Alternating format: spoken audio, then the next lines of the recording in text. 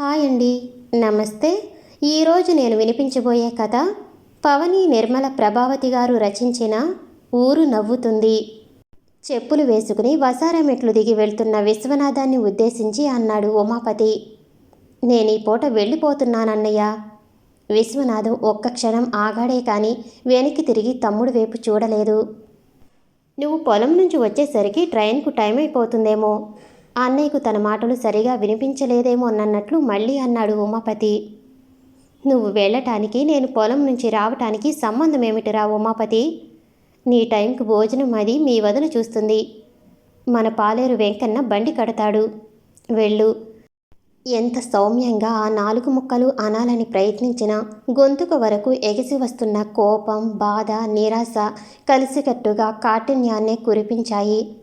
ఇక ఉమాపతికి అవకాశం ఇవ్వకుండా చెరచెర ముందుకు సాగాడు విశ్వనాథం. వరిచోలోకి దిగి కొడవళ్ళు నూరుకుంటూ తన రాకు కోసం ఎదురు చూస్తున్నారు కూలీలు. కోత మొదలు పెట్టండి, గట్టు మీద కూర్చుంటూ అన్నాడు విశ్వనాథం. పండిన వరిచేను కిందికి వాలి ఉంది.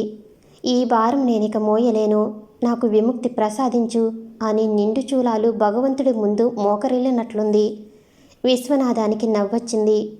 ఇవన్నీ తన ఆలోచనలు, ఊహలు. నిజంగా చేను అలా అనుకుంటుందా? ఎందుకు అనుకోకూడదు?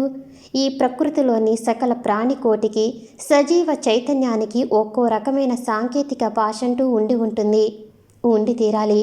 పశువులకు, మొక్కలకు, వృక్షాలకు ఒకటేమిటి, క్రిమి కీటకాదుల నుంచి ప్రతి సజీవ రాశికి భాష ఉంది. ఒక చిన్న బెల్లం ముక్కను చూచిన చీమ మరు నిమిషంలో వేలాది చీమలను చేర్చటంలో భాష లేదు. సముద్ర తీరాన నివసించే కొన్ని జాతుల పక్షులు సముద్ర తీరంలో గుడ్లు పెడతాయి. సముద్రానికి ఆటూపోటు వస్తుందని గ్రహించే శక్తి వాటికి ఉంటుందట. అది తెలియగానే అవి తమ గుడ్లను జాగ్రత్త పరుచుకుంటాయట. వాటికి భాష లేదు. తుఫాను రాకను పక్షులు గ్రహించగలవు. పశువులు అంతే, వృక్షాలు అంతే. అయితే అవేవి మాటల రూపంలో తమ భావాలను వ్యక్తం చేయలేవు. అంతే. మాటలు మేధ ఉన్న మనిషి అక్షర రూపంలో చేస్తున్న అక్రమాలు, నిర్లక్ష్యాలు అవేవి చేయటం లేదు. విశ్వనాథం ఆలోచనలు దూకుడుగా గతంలోకి దూసుకుపోతున్నాయి. క్షణకాలం ఇంటి దగ్గర ఆగాయి. ఈరోజు తన ఆఖరు తమ్ముడు ఉమాపతి వెళ్ళిపోతున్నాడు. ఇందాక తనలో మినుకుమంటున్న ఆశాకిరణాన్ని పూర్తిగా ఆర్పివేసి మరీ వెళ్తున్నాడు వాడు. తిరిగి ఆలోచనలు బాగా గతంలోకి లాక్కి వెళ్ళాయి. విశ్వనాథం తండ్రి నీలకంఠం గారు చనిపోయే ముందు స్కూల్ ఫైనల్ చదువుతున్న పెద్ద కొడుకు విశ్వనాథాన్ని దగ్గరకు పిలిచి మిగతా 4 కొడుకుల పెంపకం బాధ్యత పల్లెటూరులో పాలకుండ లాంటి కమతాన్ని అప్పగించారు. చిన్నప్పటి నుంచి విశ్వనాథానికి పల్లెటూరి వాతావరణమన్నా, పొలం పనులన్నా, పశువులన్నా ఎంతో మక్కువ.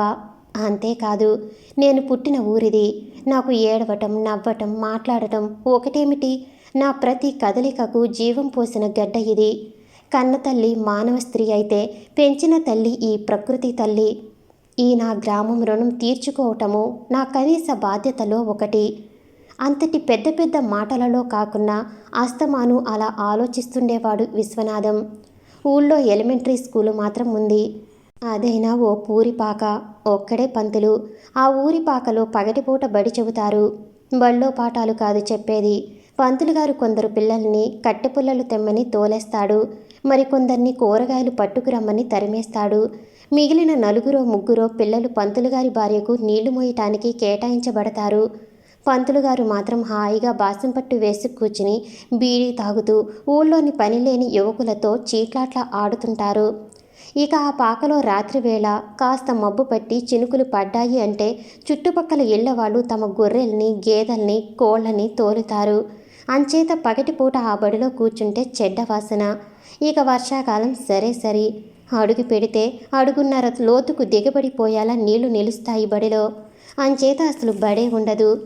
విశ్వనాథం 2వ క్లాసు చదువుతున్నప్పుడు, అంటే అలా అనుకుంటున్నప్పుడు, అతగాడి మేనత్త కొడుకు రామం బస్తీ నుంచి వచ్చాడు. విశ్వనాథం చదువుతున్న బడి చూచి పొట్ట చెక్కలయ్యేలా నవ్వాడు. ఇదా మీ బడి? మా స్కూలు చూడు, ఒక్కమారు వచ్చి. మంచి బిల్డింగు, చుట్టూరా తోట, చక్కగా కూర్చోవటానికి మాకు బెంచీలు. నీకింకా అక్షరాలు సరిగా రాలేదు, నాకు ఇంగ్లీషు అక్షరాలు కూడా వచ్చేశాయి అంటూ వాడు గొప్పగా చెబుతుంటే ఏదో ఈర్ష్యలాంటి భావంతో పాటు విశ్వనాథం చిన్న బుర్రలో, నేను పెద్దయ్యాక చూసుకో, మీ స్కూలు తాతలాంటి స్కూలు కట్టిస్తాను మా ఊళ్ళో అన్న దృఢమైన కోరిక, పట్టుదల తన్నుకు వచ్చాయి విశ్వనాథానికి. 5వ క్లాసు చదువుతుండగా అవతలి వీధిలోని కోమట్లమ్మాయి సుబ్బులు ప్రసవించలేక చనిపోయింది. ఆ రోజు రాత్రే తమ ఇంటి గేదె కూడా ఈనలేక చనిపోయింది. అది చనిపోబోతూ మూలిగిన మూలుగులు, తన్నుకున్న కాళ్ళు, తేలవేసిన కళ్ళు విశ్వనాథం చిన్ని గుండెలో గుణపాలు దింపాయి. అవును, సుబ్బులు చనిపోయింది. వెర్రికేకలు వేసింది. అందరూ ఏడ్చారు. మరి గేదె చనిపోయింది. రేపటి నుంచి పాలకు ఇబ్బంది పడబోతామన్న ఏడుపే తప్ప సుబ్బులకులానే అది కూడా తమ ఊళ్ళో డాక్టరు లేనందువల్ల చనిపోయిందని ఒక్కరన్నారా? మనుషుల ఆసుపత్రి ఉంటే సుబ్బులు బ్రతికేది, పశువుల ఆసుపత్రి ఉంటే గేదె బ్రతికేది. తను పెద్దయ్యాక తప్పకుండా మనుషులకు పశువులకు ఆసుపత్రులు ఈ ఊళ్ళో ఉండేలా చూడాలి. అతగాడి హృదయంలో మరో నిశ్చయం మొక్కలా లేచి మ్రానై కూర్చుంది. ఎలిమెంటరీ స్కూలు చదువు పూర్తయి బస్తీలో హైస్కూల్లో అడుగెట్టాక విశ్వనాథంలో తన ఊరిని గురించిన ఆలోచన మరింత జాస్తయింది. ఈ బస్తీలలో ఎన్ని తమాషాలున్నాయి! కార్లు, బస్సులు, పార్కులు, ఎలక్ట్రానిక్ లైట్లు. ఒకటేమిటి, ఎన్నో మరెన్నో. బస్తీలకు పక్కపక్కగా ఉన్న పల్లెటూళ్ళకు కూడా ఈ సౌకర్యాలలో చాలా ఉన్నాయి. ఓ మూలగా విసిరివేయబడినట్లున్న తన ఊరికే ఇవేవీ లేవు. తను పెద్ద చదువు చదివి స్కూల్ ఫైనల్లో అడుగు పెట్టాడో లేదో, తండ్రికి హఠాత్తుగా జబ్బు చేయటమో, ఆయన కొద్ది రోజులు మంచంలో ఉండి మరణించటమో జరిగిపోయింది. చదువు ఆపివేయక తప్పలేదు. ఇంటి దగ్గర వ్యవసాయం, లోకం అంటే తెలియని నలుగురు తమ్ముళ్ళు, దిగులుతో కుంగిపోయి ఉన్న తల్లి. విశ్వనాథం ఆశలను, ఆలోచనలను మొదలంటూ నరికివేశారు. ఎలాగో ధైర్యం కూడగట్టుకున్నాడు. నేనే చేయాలని ఏముంది? నా తర్వాత నలుగురు తమ్ముళ్ళున్నారు కదా, వాళ్ళందరినీ బాగా చదివిస్తాను, గొప్పవాళ్ళని చేస్తాను. వాళ్ళందరూ తలుచుకోవాలే కానీ ఈ ఊరేమిటి కర్మ, ఈ ప్రపంచమే ఎలా కావాలి అంటే అలా మార్చివేయరు అనుకున్నాడు. పెద్ద తమ్ముడు గంగాధరాన్ని డాక్టర్ కోర్సు కానీ, వెటర్నరీ డాక్టర్ కోర్సు కానీ చదవమన్నాడు. ఆ కోతలు, కుట్లు, కట్లు నా వల్ల కాదన్నయ్య, హాయిగా లాయర్ అవుతాను అన్నాడు గంగాధరం. పోన్లే, మన ఊరికి న్యాయం జరగాలంటే మనవాడివి నువ్వు ఉంటావు అనుకుని సమాధానపడ్డాడు విశ్వనాథం. చదువు పూర్తి చేసుకుని బస్తీలో ప్రాక్టీసు పెట్టాడు గంగాధరం. కొద్ది నెలల్లోనే మంచి లాయరుగా పేరు తెచ్చుకున్నాడు కూడా. ఓ రోజు తన ఊరి పొలిమేరలో గడ్డి కోసుకుంటున్న రత్నం లాంటి రత్నమ్మ పెళ్లికాని అమాయకురాలు. ఇక్కడి నుంచి ఆ బస్తీకి కాపురం ఎత్తేసిన లక్షాధికారి రెడ్డిగారబ్బాయి, అతగాడి స్నేహితులు కొందరూ కలిసి తాగిన మైకంతో, డబ్బున్న హజంతో రత్నమ్మను సర్వనాశనం చేసి ప్రాణాలు తీసేశారు.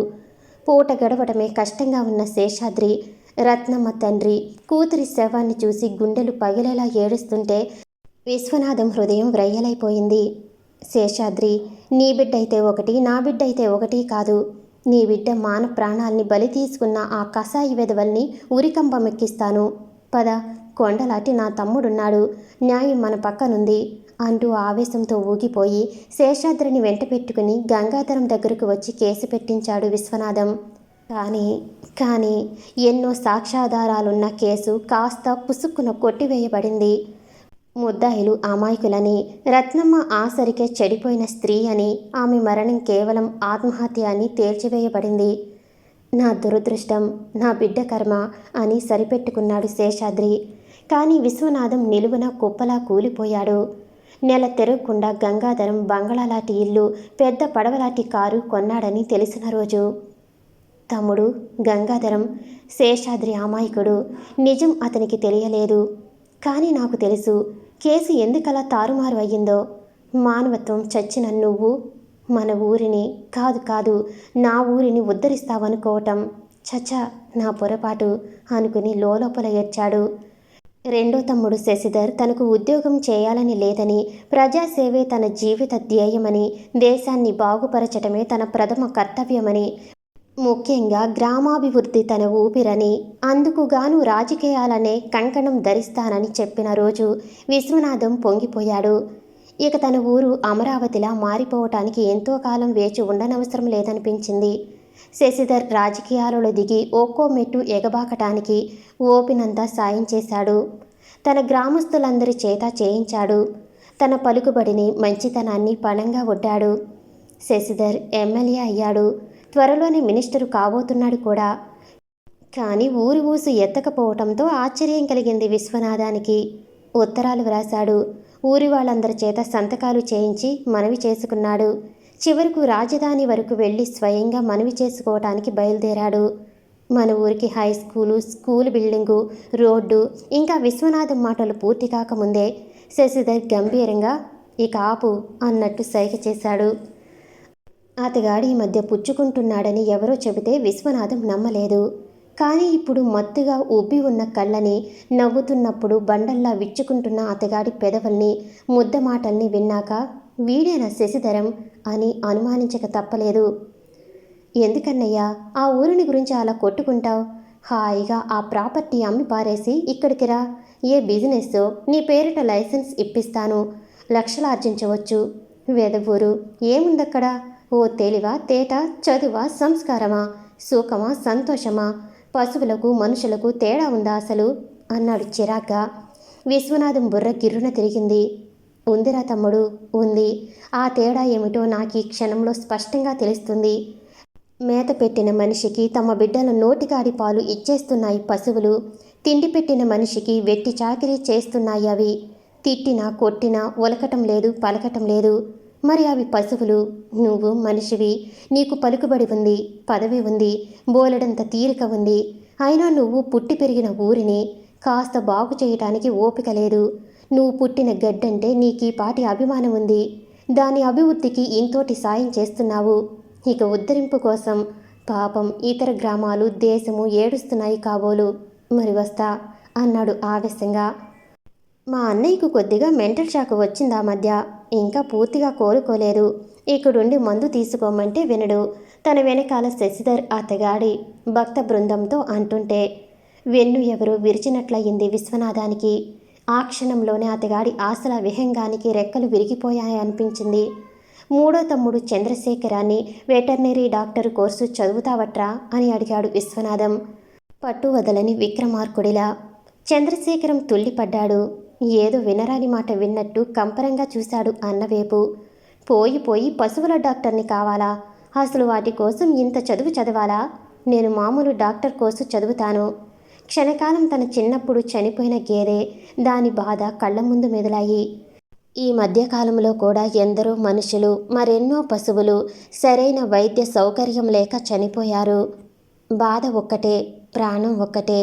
కానీ బాధ వ్యక్తం చేసుకోగల మనిషి ప్రాణానికున్న విలువ వ్యక్తం చేసుకోలేని పశువు ప్రాణానికి లేదు.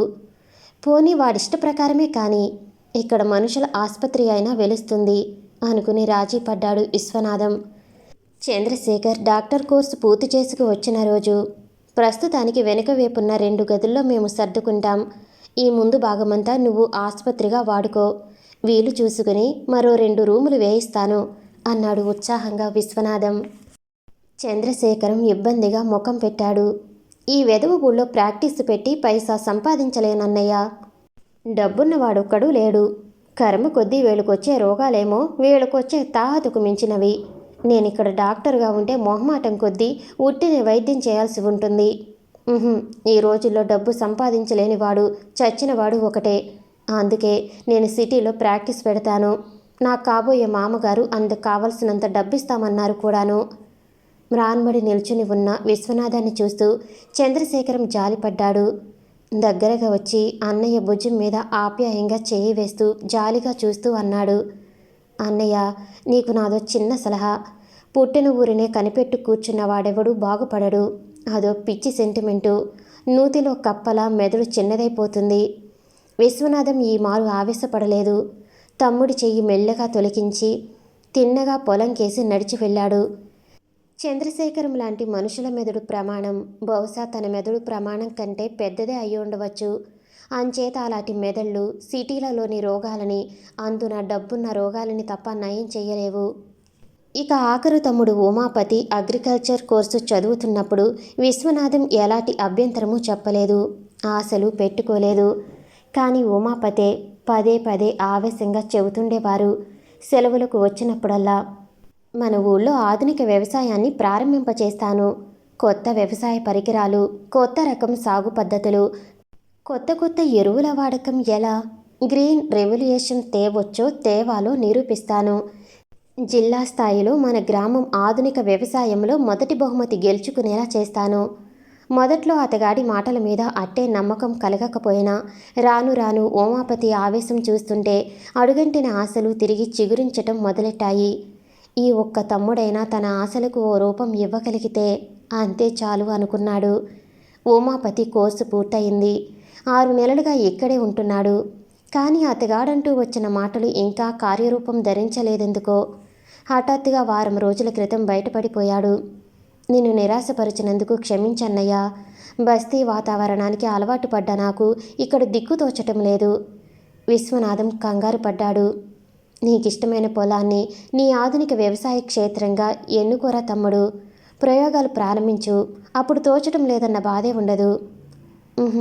ఉమాపతి అసహనంగా తలవిదిల్చాడు. అవన్నీ ఏమిటో పుస్తకాలలో ఊహలు, అనవసరపు ఆవేశాలు. విశ్వనాథం మాట్లాడలేదు క్షణకాలం. ఓడిపోతున్న వాడిలా తమ్ముడికేసి చూస్తూ చివరి ఆశగా ఊపిరిపోస్తూ అన్నాడు. పోనీ ఆ పుస్తకాల ఊహలనే నిజం చేయటానికి ఎందుకు ప్రయత్నించకూడదు? ఉమాపతి పేలవంగా నవ్వాడు. ఆ ప్రయత్నం ఉదాశ్రమ అన్నయ్య. నేను ఆఫీసరునై కాగితాల మీద అగ్రికల్చరర్ రెవల్యూషన్ గురించి వ్రాస్తే నాకు డబ్బులొస్తాయి. ఆ పుస్తకాలు బాగా అమ్ముడుపోయి రాయల్టీలు దండిగా వస్తాయి. అసలు నేను చెప్పినా మన ఊరి వాళ్ళు వినరు. కారణం వాళ్ళ కళ్ళ ముందు పెరిగిన నేను నా మాట అట్టే విలువగా తోచవు. అసలు ఈ వ్యవసాయం నమ్ముకుని నువ్వేం బాగుపడ్డావు? హాయిగా కవులకిచ్చి కాలు మీద కాలు వేసి కూర్చో. ఈ వయసులో ఈ పశువులు కూలీలు హైరాణ అంతా నువ్వు పడలేవు. లేదా ఆస్తి అయినా ధరకు అమ్మిపారే. ఆ డబ్బు వడ్డీలకిచ్చుకున్నావంటే హాయిగా రోజులు గడిచిపోతాయి నిశ్చింతగా. విశ్వనాథం ఇక మాట్లాడలేదు. వారం రోజుల్లో ఉమాపతి బస్తీకి వెళ్ళి వచ్చి ఇల్లు అది చూచుకుని వచ్చాడు. ఈరోజు అతగాడు వెళ్ళిపోతున్నాడు. బాబుగారు, ఈ కయ్యతోక పూర్తయింది. దిగువ కయ్యకొస్తాం. కూలీలు అరుస్తున్నారు. విశ్వనాథం తుల్లిపడ్డాడు. గత స్మృతులు చెల్లాచెదురుగా ఎగిరిపోయాయి. అంటూ తలెత్తి చుట్టూరా పరకాయించి చూశాడు.